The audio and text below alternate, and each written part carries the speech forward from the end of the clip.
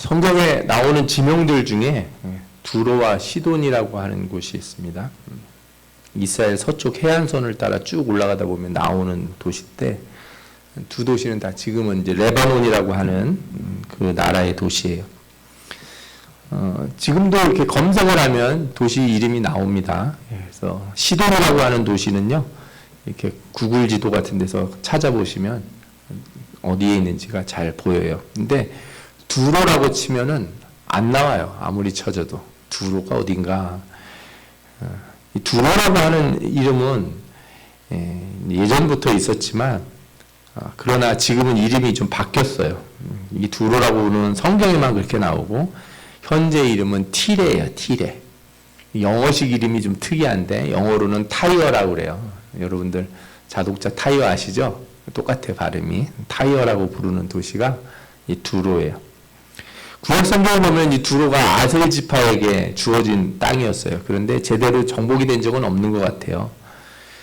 그리고 이 두로는 이제 무역항으로 유명한데, 두로로 들어온 물건을 다시 이스라엘로 이렇게 가져와요. 요바라고 하는 항구로 다시 가져오는데, 지금은 요바가 어디냐? 텔아비브라고 지금의 이스라엘 수도예요. 경제 수도가 예루살렘이 아니라 텔아비브인데, 그 텔아비브라고 하는 곳으로 이렇게 들어와요. 거기에 요바가 있어요. 그래서 솔로몬 성전 지을 때도 보면 두로 왕이 백향목을 보내는데 다 이렇게 바다를 통해서 요바를 통해서 보내고, 우리가 요나서 읽을 때도 요나가 어느 항구로 가서 다시스로 도망하려고 그러냐면 요바를 통해서 가려고 그러죠. 요바에서 출발한 배가 반드시 두로나 시돈을 거쳐 가게 돼 있어요. 이 두로는 아주 오래된 도시예요. 그래서 그 영국의 유명한 언론사 중에 텔레그래프라고 있는데, 두로라고 하는 도시를 전 세계에서 가장 오래된 20개 도시 중에 하나로 뽑았어요. 자그마치 기원전 2750년부터 사람이 살았다는 거예요, 그 도시에. 그리고 기원전 332년에 알렉산더가 이곳을 점령을 했어요. 7개월 동안 공성전을 벌였다니까 이게 정복하기 쉽지 않은 동네였나 봐요. 그리고 기원전 64년부터는 로마 식민지가 됐어요.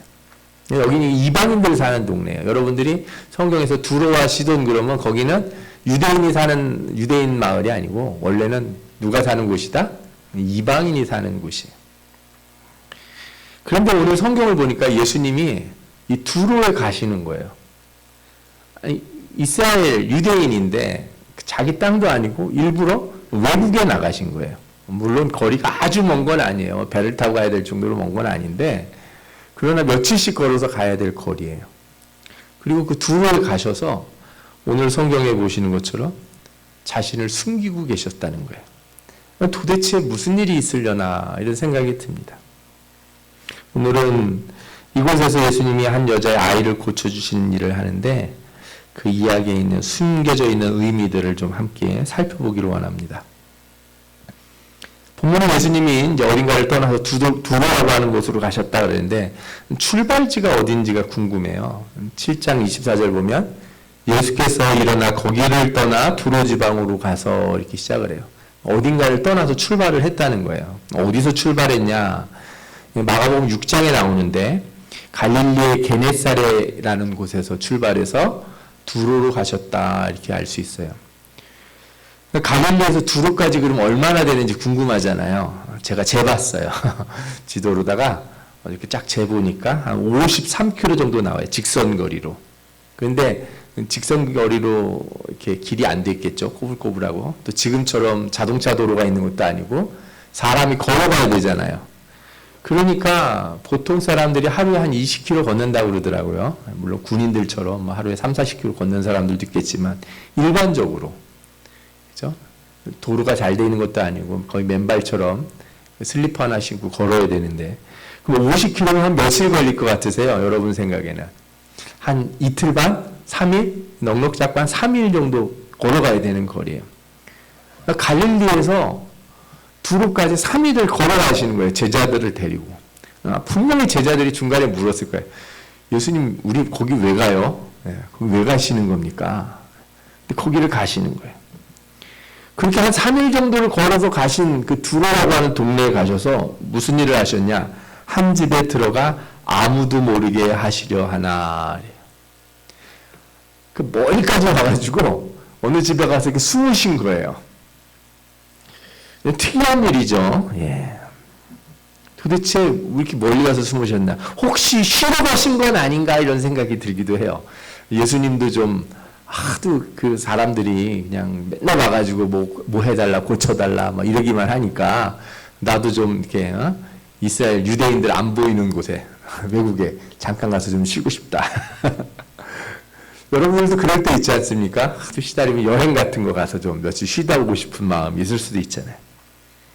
이런 생각을 할 수도 있는 게 이 6장에 보면은 무슨 말씀이 나오냐면 건너가 게네사렛 땅에 이르러 대고 배에서 내리니 사람들이 곧 예수신 줄 알고 그 온 지방으로 달려 돌아다니며 예수께서 어디 계시다는 말을 듣는 대로 병자를 침상처럼 메고 나오니 아무데나 예수께서 들어가시는 지방이나 도시나 마을에서 병자를 시장에 두고 예수께 그의 옷가라도 손에 대게 하시기를 간구하니.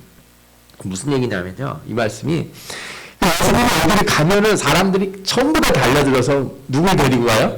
병자를 데리고 오는 거예요. 고쳐달라고. 그러니까 갈릴리 게네사렛에 있을 때도 쉬지를 못하는 거예요. 왜? 계속 와서 고쳐달라고 뭐 해결해달라고 사람들이 오니까. 그리고 예수님이 지나가시면 어떻게 사람들이 자꾸 옷을 잡아요. 왜? 옷이라도 만지면 병에서 나을 줄 믿고. 제가 보니까 거의 예수님이 어떤 분인가 요즘 말하면 BTS 아이돌 같지 않았을까. 예수님 지나가시는데 사람들이 막 벌떼처럼 달려들어서 예수님 옷이라도 막 만지고. 요즘은 그런다고 그러더라고요. 연예인 막 지나가면 애들이 막 가서 머리카락을 뽑으려고 그런다는 거예요. 막 단추 막 이런 거 뜯고 그러면서 이거 누구누구 단추라고 이거 누구 머리카락이라고 막 그런다는 거예요. 거의 뭐 예수님이 그 정도 수준 아니었을까. 그러니까 이제 경험이라도 있어야 되는데 그럴 수는 없고, 그래서 오래간만에 좀 쉬시려고 두로라고 하는 도시에 가신 건 아닌가. 그리고 아무도 모르게 한 집에 들어가신 건 아닌가, 이런 생각도 해볼 수는 있을 것 같아요. 그런데 예수님 인기가 뭐 어디 가겠습니까? 금방 소문이 퍼져가지고 사람들이 몰려오기 시작합니다. 그런 과정에 어떤 특이한 여자가 한 명 찾아와요. 그 사람은 유대인이 아니라 이방인이었어요. 마가복음 7장 26절에 그 여자에 대해서 뭐라고 설명하냐면 그 여자는 헬라인이요 수로보니게 족속이라. 수로보니게라고 하는 말은 지금의 이제 레바논과 시리아 지역에 있는 그 해변 지역을 말하거든요. 이거는 영어로는 페니키아라고 불러요. 페니키아. 예. 그러니까 그 동네 사는 사람이다 이렇게 얘기를 하고, 헬라인이라는 건 국적을 말하는 거죠. 이제 그리스, 옛날 알렉산더 대왕의 나라 그 헬라인 국적을 가진 여자다 이렇게 얘기를 한 거예요. 근데 이 여자가 예수님이 좀 쉬려고 어디 방에 혼자 계시는데 찾아왔어요. 그리고 뭐라고 부탁을 하냐면 내 딸이 더러운 귀신이 들렸습니다. 그래서 예수님 앞에 간절히 엎드려서 부탁을 해요. 귀신을 좀 내쫓아달라고 그래요. 이렇게 그러면 찾아온 여자를 예수님이 어떻게 대하셨을까요? 내가 좀 쉬러 왔는데 나를 이렇게 좀 성가시럽게 하냐. 빨리 가서 가봐라. 네 딸이 나았을 것이다. 이렇게 딱 해서 해결해 주시면 좋은데, 영광 이번에는 예수님이 성경에 단 한 번도 이런 적이 없으셨는데 엄청 까칠하게 이 여자를 대하세요. 진짜 찬바람이 샥 돌도록 이 여자에게 얘기를 합니다. 뭐라고 얘기를 하세요? 마가복음 7장 27절에 예수께서 이르시되 자녀로 먼저 배불리 먹게 할지니 자녀의 떡을 취하여 개들에게 던짐이 마땅치 아니하니라. 아주 충격적인 말씀을 하세요.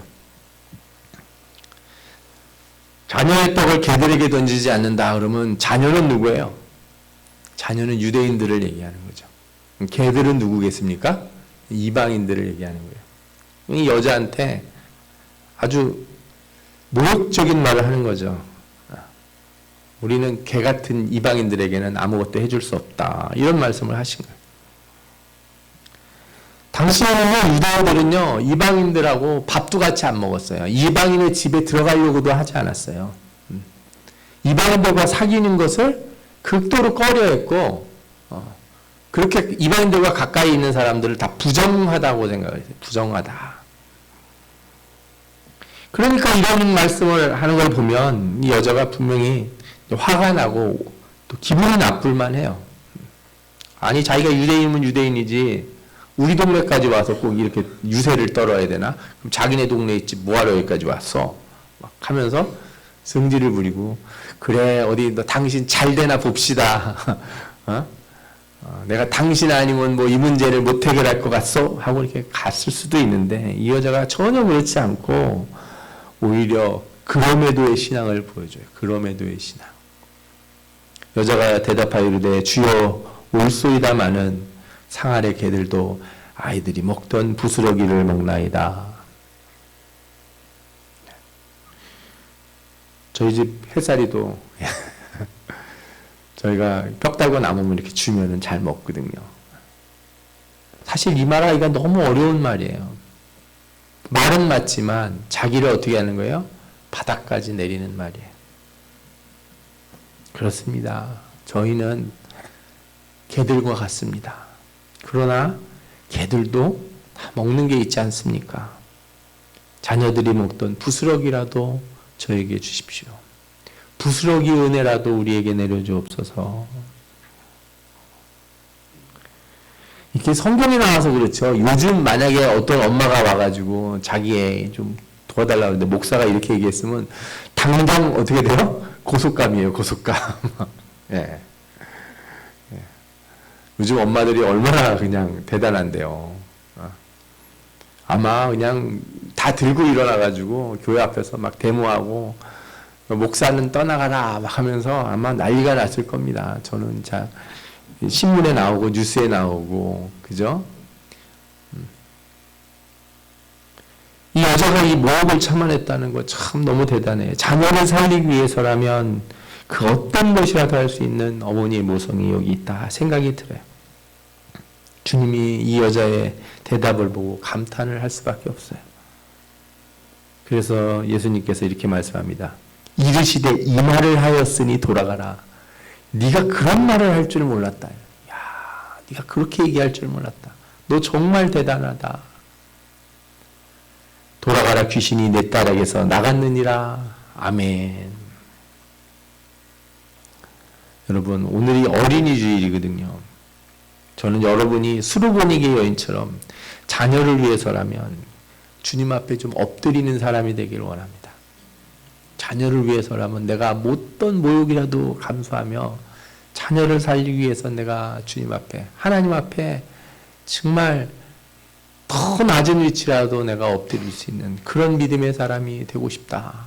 하나님 앞에 고백할 수 있는 그런 여러분 되시기를 축원합니다. 주님이 여러분들의 고백을 들으며 대단하다고 칭찬하시고 여러분들의 자녀를 회복시켜 주실 줄 믿습니다. 아멘. 그런데 오늘 이 말씀을 이렇게만 듣고 끝내면 좀 아쉬운 것 같아요. 저는 이 말씀을 보면서 뭔가 좀 어색하고 뭔가 좀 빠진 것 같다는 생각이 들어요. 특히 마태복음 15장을 보면, 여러분들 혹시 성경을 지금 찾으실 수 있으면 마태복음 15장을 한번 찾아보세요. 네. 마태복음 15장에 보면은 이 여자의 이야기가 나와요. 그래서 21절부터 보시면, 그죠? 예수님이 이 여자 만난 이야기가 등장하는데, 좀 다른 것 같아요, 뭐가. 첫 번째로 이상한 건 뭐냐면, 아니, 예수님이 그 여자가 거기 올 걸 몰랐을까요? 예수님은 하나님이시잖아요. 그죠? 그 두로라고 가면, 거기 분명히 귀신 들린 딸을 가진 여자가 와서, 이 주님 찾아올 걸 모르지 않으셨을 거예요.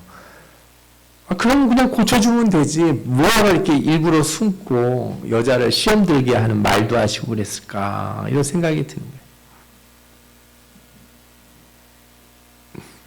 꼭 그 정도까지 해야지만 이렇게 되는 이유가 있는 건가, 이 여자한테는. 이 여자가 이방인이어서 그런 건가? 근데 그렇지가 않아요. 여러분, 어떤 어떤 백부장이라고 하는 이방인이었습니다. 이 사람은 이제 로마 사람이에요. 그런데 예수님한테 와서 뭐라 그래요? 내 종이 아픕니다. 구해 주십시오. 그랬더니 예수님이 뭐라 그래요? 대뜸 내가 니네 집에 가겠다 그래요. 너 이방인이라서 안 돼. 내 자녀의 떡을 취해서 개들에게 주지 않을 거야. 이런 말씀을 하세요, 안 하세요? 안 하세요. 아니 그러면 백부장은 군인이고 칼 들고 그러니까 겁나서 안 그러고 이 여자는 만만하니까 그랬을까요? 아이 그런 예수님이 아니죠. 절대 그럴 수는 없어요. 예수님이 이방인이라고 뭐라고 하시는 일은 상상할 수 없어요.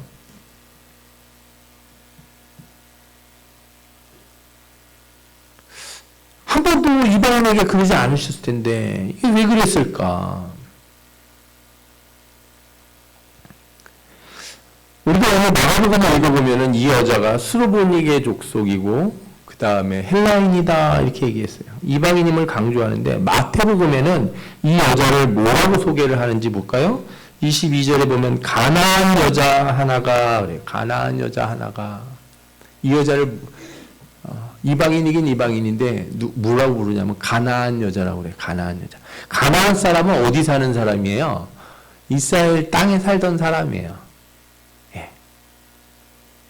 그러니까 그냥 단순한 핏줄은 유대인이 아닌데 유대인의 이야기를 알아요, 몰라요? 알아요. 하나님을 아는 사람인 것 같다는 거예요.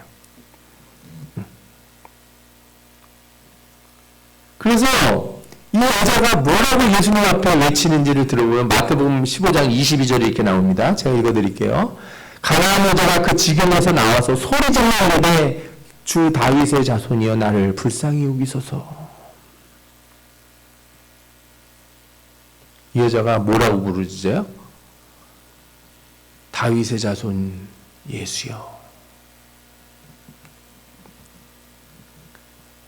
이 여자가 조용히 저장한 여자가 아니에요. 와서 소리를 지릅니다. 뭐라고? 소리를 질러이르되 주 다윗의 자손이여 나를 불쌍히 여기소서. 이 말을 딱 들으니까 갑자기 누가 확 생각이 나는 거예요. 누가 생각이 나요? 소경 바디메오가 생각이 나요. 예수님이 여리고성을 지나갈 때 한 맹인 바디메오, 그러니까 디모의 아들 바디메오가 길가에 앉았다가 나사렛 예수시란 말을 듣고 소리질러 이르되 다윗의 자손 예수여 나를 불쌍히 여기소서. 이 말씀이 되게 중요한 게요. 바디메오가 뭐라고 얘기를 들었냐면 나사렛 예수가 지나간다 얘기 들었어요. 나사렛 예수가 뭐예요? 나사렛은 예수님이 살던 고향이에요. 그러니까 광주 사람 구성호가 지나간다하고 똑같은 거예요. 옛날 더 표현하면 우리 뭐 충남댁이 간다, 그죠? 천안댁이 간다, 파주댁이 간다 그러잖아요. 왜? 그 동네 이름 붙여서 그러니까 성이 없으니까 그냥 이름 앞에 동네 이름을 붙이는 거예요. 누구 간다 이런 얘기를 했단 말이에요. 그런데 바디메오가 뭐라고 불러요 예수님을요? 다윗의 자손 예수시여. 나사렛 예수가 아니라 다윗의 자손 예수요. 다윗의 자손이 뭐예요? 하나님의 말씀, 구약의 예언의 언약으로 주어진 그분, 하나님이 보내신 왕, 우리를 다스리시고 구원하실 메시아. 바디메오가 그렇게 불렀어요, 예수님을. 그래서 예수님이 뒤돌아본 거예요. 근데 오늘 이 여자가 뭐라고 주님을 불러요? 주가 뭐예요? 주님, 하나님, 다윗의 자손이요. 주 다윗의 자손이요. 가나안 여자가 이렇게 외친다고요? 이방인이? 도대체 뭘 하길래? 이 여자는 그냥 어느 날 자기네 동네에 소문에 그 유명하다는 예수님이 와서 딸 고치러 온 사람이 아닌 것 같아요. 그냥 어떤 선지자가 왔다더라. 이 사람 기적을 좀 행한다더라 하는 사람이 왔으니 한번 가봐라. 그 소문 듣고 우연히 온 것 같지가 않은 거예요. 그녀는 분명히 예수님을 분명히 알아요. 뭐라고요? 하나님이시고 약속된 분, 다윗의 자손으로 온전하게 고백했다는 거예요. 게다가 이 여자가 부르는 소리가 좀 남달라요. 다윗의 자손으로 누구를 불쌍히 여기라고요? 나를 불쌍히 여겨주옵소서. 나를 불쌍히 여겨주옵소서. 아픈 건 딸인데 왜 자기를 불쌍히 여겨달라고 그래요? 아니, 물론 그렇게 생각할 수도 있겠죠. 그런데 마태복음 17장에 보면 귀신 들린 아들을 고치려고 온 아버지가 있어요. 자, 이쪽은 이제 딸이고 귀신 들린 딸의 엄마가 왔잖아요. 마태복음 17장에는 누가 와요? 귀신 들린 아들의 아버지가 와요. 전 마태복음 17장도 너무 좋아하는 게 아버지가 자식 고치러 나온 말씀은 유일해요, 여기가. 대부분 엄마들이 주님 앞에 와서 엎드리지 아버지들은 잘 안 하는 것 같은데, 하여튼 아들을 위해서 아버지가 왔어요. 근데 뭐냐면 주여 너 아들을 불쌍히 여기소서. 그가 간질로 심히 고생하여 자주 불에도 넘어지고 물에도 넘어지는지라. 누굴 불쌍히 여겨달라고요? 내 아들을 불쌍히 여겨주옵소서. 그래. 이 여자는 뭐라고 얘기를 해요? 주여 나를 불쌍히 여겨주옵소서. 한 사람은 엄마고 한 사람은 아빠라서 그런 걸까요? 아니면 이 여자가 하도 귀신 들린 딸 때문에 평생을 고생을 해서 하나님 내 인생 불쌍하지 않습니까? 저 자식 때문에 내 인생 다 날려먹고 내가 힘들게 삽니다. 그래서 나를 불쌍히 여겨주옵소서 그랬을까요? 절대 그렇지 않을 겁니다. 그래서 말씀을 볼 때마다 이 여자가 너무 궁금한 거예요. 도대체 이 여자는 누구길래 그 이방 땅에서 예수님을 찾아가 다윗의 자손 예수시여 나를 불쌍히 여겨주옵소서 이렇게 외칠 수 있는 사람이었을까? 이 여자가 진짜 이방인인가? 이 여자가 다윗의 자손 예수라고 부르짖는데도 예수님이 쳐다보질 않아요. 이 여자가 주님 발 앞에 와서 엎드려서 팔을 붙들고 얘기합니다.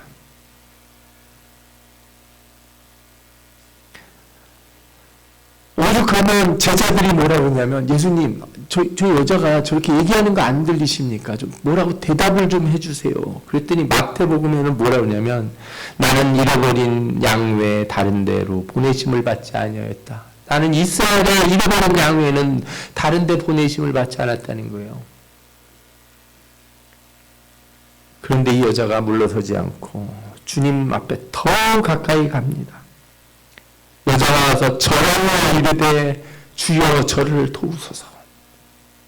주님 앞에 더 가까이 나가서 발을 붙들고 기도했다는 거예요. 주님이 외면하는데도 이렇게까지 믿음의 고백을 하는 이 여자를 왜 주님은 이렇게 외면하시는 걸까?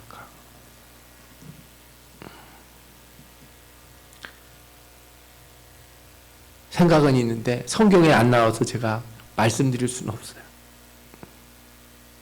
어쩌다가 이 여자가 두로라고 하는 이방 도시에 살게 됐는지, 그의 딸은 어쩌다가 귀신이 들렸는지, 왜 그 아버지는 아니고 이 여자가 와서 예수님 앞에 엎드렸는지, 그리고 그 여자가 어떻게 예수님을 다윗의 자손이라고 고백할 수 있게 됐는지, 그리고 왜 다른 아니라 자기 자신을 불쌍히 여겨달라고 말하는지 성경이 자세히 말하지 않아서 우리는 잘 알 수 없어요.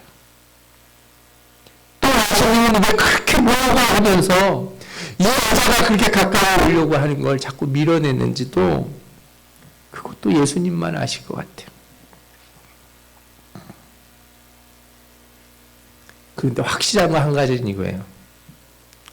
예수님이 일부러 갈릴리에서 두로까지 가셨다는 거예요. 일부러.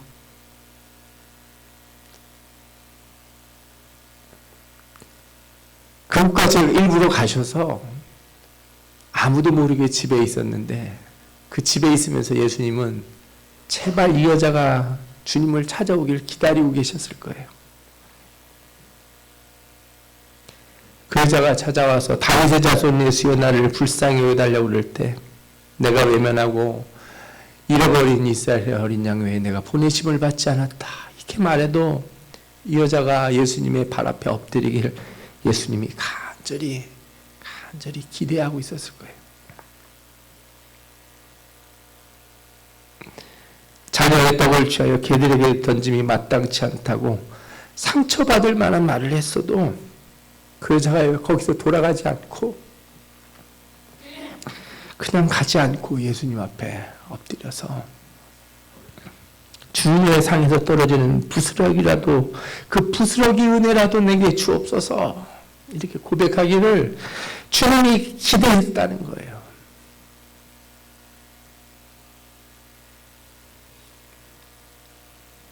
여자가 딸 문제로 찾아왔지만 주님이 정말 원한 거는 제가 봤을 때는 이 여자의 고백이에요. 주님 앞에 주 다윗의 자손이여 나를 불쌍히 여기소서 이렇게 고백하기를 주님이 기다리셨다는 거예요. 그래서 이 여자가 부스러기의 은혜를 먹는 자가 아니라 진정으로 하나님의 자녀가 돼서 상 위에서 떡을 먹는 사람이 되기를 주님이 기다리시고 그 여자에게 은혜를 베푸신 것은 아닌가.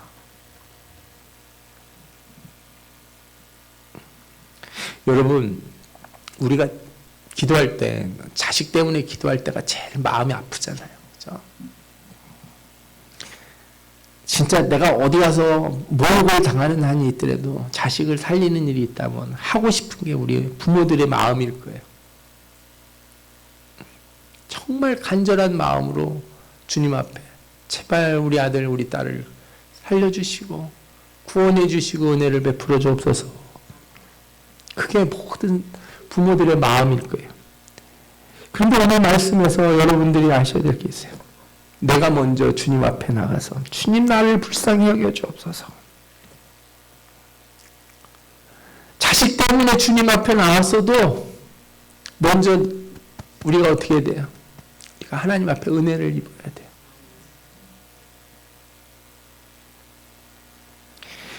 비행기 타면 이게 처음에 가면은 옛날에는 스튜어디스가 뭐 이렇게 하면서 물에 빠지거나 비행기가 추락하면 뭐 하라고 막 얘기를 해주잖아요. 그때 뭐라 그래요? 비행기가 갑자기 툭 떨어지면 공중에서 이제 마스크가 내려와요. 산소가 부족해지니까. 그러면 마스크를 떨어주면 옆에 어린아이가 있으면 애를 먼저 씌워주라고 그래요? 자기가 먼저 쓰라고 그래요? 자기가 본인이 먼저 쓰라고 가르쳐요. 본인이 먼저 쓰고 정신을 차려야 애를 어떻게 해요? 씌워줄 수 있어요. 애를 씌워주다가 어른이 먼저 가요. 산소가 훅 떨어지면. 그래서 꼭 자기가 먼저 쓰고 옆에 사람을 챙겨주라는 거예요. 여러분, 자녀를 위해서 기도하고 싶으시면요, 여러분들이 먼저 은혜를 받아야 돼요. 여러분들이 먼저 예수 그리스도 앞에 주여 나를 불쌍히 여겨 주옵소서 이렇게 온전히 고백하는 믿음이 있어야 돼요. 왜 자녀들에게 부스러기 은혜를 주려고 그래요? 여러분들은 자녀가 가셔서 자녀의 은혜를 줄 수 있어야죠.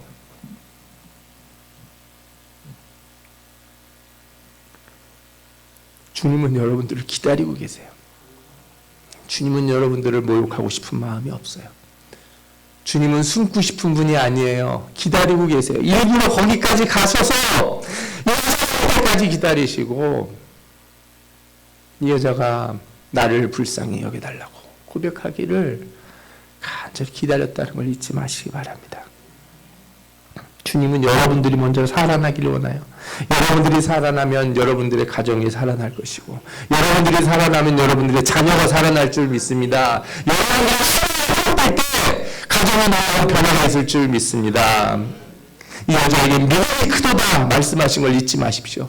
자녀를 위하여 기도하다가 여러분들이 먼저 믿음의 큰 변화가 일어나기를 원합니다.